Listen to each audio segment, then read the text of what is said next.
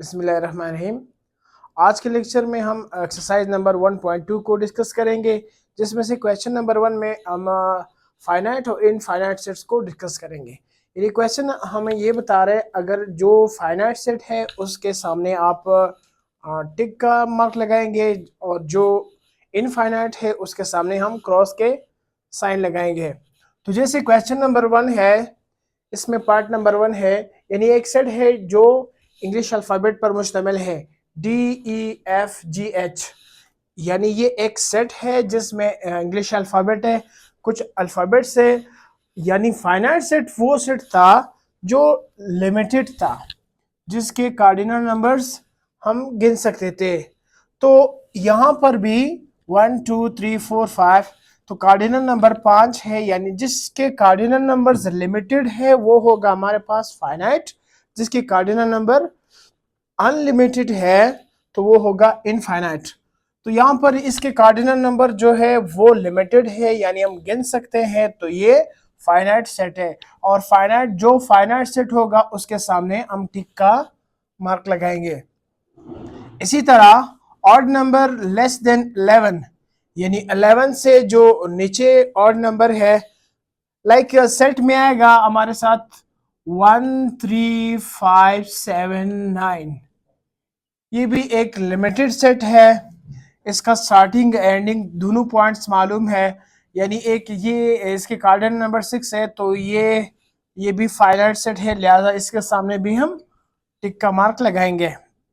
इसी तरह अगला जो पार्ट है, इसमें 6 7 8 9, यानी यहाँ पर होल नंबर्स है 6 से स्टार्ट हुए हैं, लेकिन डॉट डॉट लास्ट में डॉटेड है, तो ये इस तरह का सेट हमारे पास इनफाइनाइट है, क्योंकि इसमें जितने मेंबर्स हैं वो अनलिमिटेड है, कार्डिनल नंबर्स इसके हम गिन नहीं सकते हैं, तो इसके सामने हम लगाएंगे क्रॉस।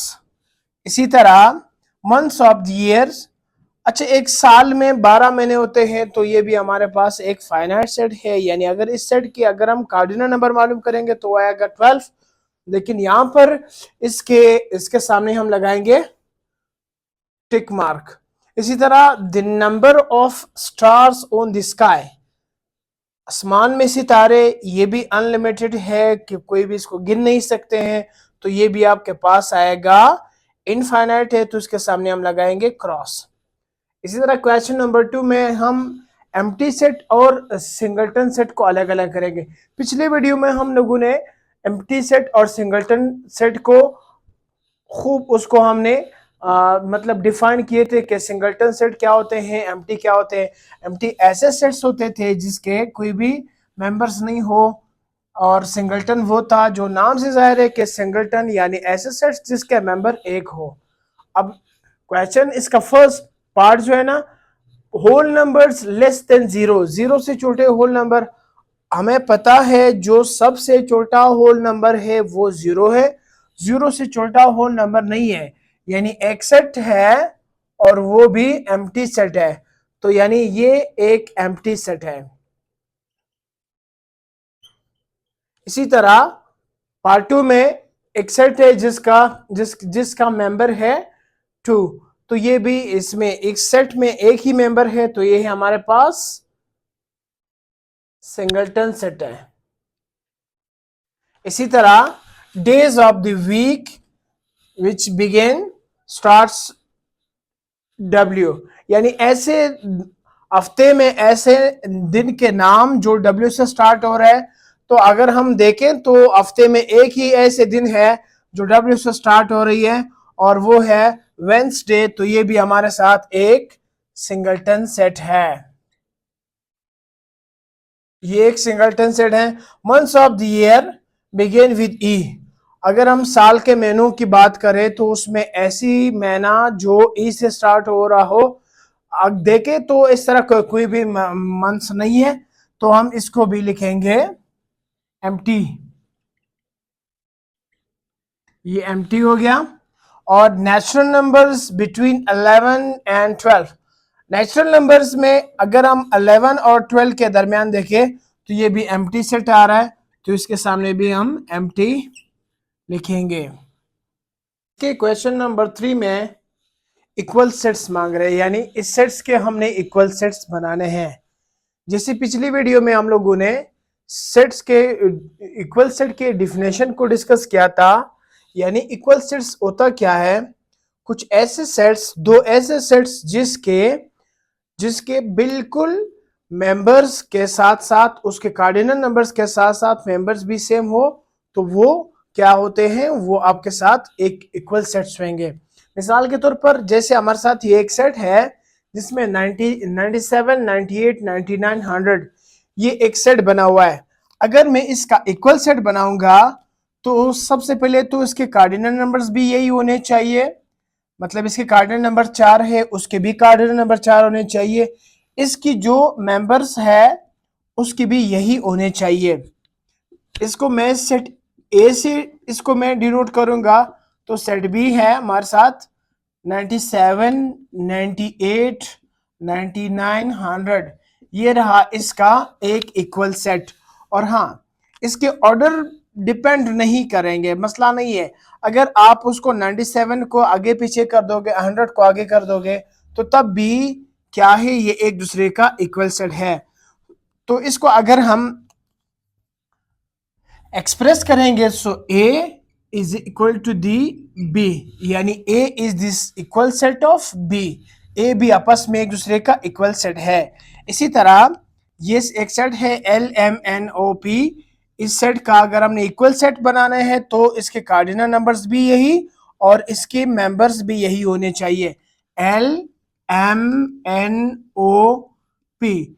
यानी दो बातें होने चाहिए, सेम कार्डिनल नंबर होने चाहिए, सेम मेंबर्स होने चाहिए। लेकिन इक्विवेलेंट सेट में कुछ इसके डिफरेंस है, वो आगे जाकर के आपको वाज़ेह हो जाएगा। अब सेट बी है, इस सेट बी का अगर हम क्या करें, इसका कोई दूसरा इक्वल सेट बनाना है तो यही सेट भी लिखना पड़ेगा। एम्प्टी सेट का इक्वल सेट यही एम्प्टी सेट है। आप इसको पाई से भी कर सकते हैं या जाकर के इसको इक्वल एम्प्टी सेट भी लिख सकते हैं। 2, 4, 6, 8, 10 इसका इक्वल सेट यही सेट होगा, यानी ये इसकी फोटोकॉपी है। अगर हम इसी सेट की दोबारा ड्रॉ करेंगे तो ये इसका इक्वल सेट कहलाया जाएगा। इसी तरह इक्विवेलेंट सेट में थोड़ा सा डिफरेंस है। अब हमारे साथ एक सेट है 1, 2, 3, 4, ये फर्स्ट 4 नेचुरल नंबर का सेट है। अगर मैं इसका इक्विवेलेंट सेट बनाऊंगा तो जस्ट इसके कार्डिनल नंबर सेम होने चाहिए। सेट को मैं ए का नाम दूंगा और इस सेट को मैं बी का नाम दे सकता हूं। तो अब मैं क्या करूंगा, कोई भी दूसरा सेट उठाऊंगा, 10, 11, 12, 13, ये भी कोई 4 नंबर का सेट एक सेट है, तो सेट ए और सेट बी आपस में एक दूसरे के साथ इक्विवेलेंट है बट इक्वल नहीं है, क्योंकि कार्डिनल नंबर सेम है। इसकी भी कार्डिनल नंबर 4 है, मेंबर्स की तादाद 4 है, इसके भी मेंबर्स की तादाद 4 है। मेंबर्स के साथ साथ इसके वैल्यू सेम नहीं है। इसके जितने मेंबर्स है मेंबर्स तो सेम है, लेकिन इसके जो मेंबर्स है वो मेंबर्स यहां पर नहीं है। अगर मेंबर्स एक दूसरे के नहीं है तो ये हमारे पास इक्विवेलेंट सेट है बट इक्वल सेट नहीं है। देखो, इक्वल सेट में दोनों चीजें सेम होनी चाहिए, कार्डिनल नंबर्स भी सेम होने चाहिए और इसके साथ साथ कार्डिनल नंबर के साथ साथ एंट्रीज यानी मेंबर्स भी वही होने चाहिए। बट यहां पर क्या है, जस्ट कार्डिनल नंबर सेम होना चाहिए। अगर हम इसको ड्रॉ करेंगे, so A is the equivalent set of B. इसको हम इस तरह भी ड्रॉ कर सकते हैं, ये इक्विवेलेंट सेट के सिंबल है, बल्कि इसको हम इस तरह भी ड्रॉ कर सकते हैं। अब एक सेट है ए ई आई ओ यू, यानी इंग्लिश अल्फाबेट वोवेल्स का सेट है। इसको अगर मैं इसके कोई और सेट लिखूंगा, इसके इक्विवेलेंट सेट बनाऊंगा, तो मैं इसका 1, 2, 3, 4, 5 ये एक सेट, ये इसका इक्विवेलेंट सेट है, क्योंकि वो फर्क नहीं पड़ेगा कि यहाँ पर इंग्लिश अल्फाबेट है, यहाँ पर हमारे साथ फर्स्ट 5 नेचुरल नंबर्स है। ये सिर्फ इसके कार्डिनल नंबर्स पर डिपेंड करता है। इसके भी कार्डिनल नंबर 5 है, इसके भी 5 है, तो ये एक दूसरे के साथ इक्विवेलेंट सेट है। अब अगर आप इसको डी से इसको ई से डिनोट करोगे, so D is this equivalent set of A. इसी तरह सेट तीसरा है एक्स वाई जेड, इसको मैं ए बी सी लिखूंगा। अगला सेट है 1 3 5 7 8, आप कुछ भी लिख सकते हैं, 0 1 2